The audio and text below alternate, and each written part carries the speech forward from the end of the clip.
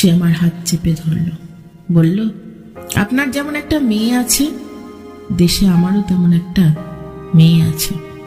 তার মুখ মনে করেই আপনার খোকির জন্য একটু মেউয়া নিয়ে আসি। আমি তো সওদা করতে আসি না। এই বলে সে তার ঢেলে ঢালা জামার ভেতর হাত ঢুকিয়ে বুকের কাছ থেকে একটা ময়লা কাগজ বের করল, খুব যত্ন করে ভাঁজ করল, আমার টেবিলের ওপরে মেলে ধরল। আমি তাকিয়েই রইলাম।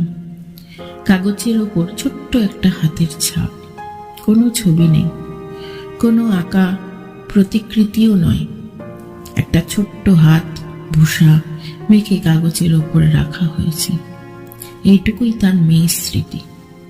এই কাগজটাই সে বুকের কাছে নিয়ে প্রতি বছর কলকাতার রাস্তায় মেওয়া বিক্রি করতে আসে। এইটুকু স্পর্শ যেন তাকে বাঁচিয়ে রাখে। আমার চোখ ঝাপসা হয়ে এলো। সেই মুহূর্তে ভুলে গেলাম সে কাবুলিওয়ালা, আমি বাঙালি ভদ্রলোক। শুধু মনে হলো সে একজন বাবা, আমিও একজন বাবা।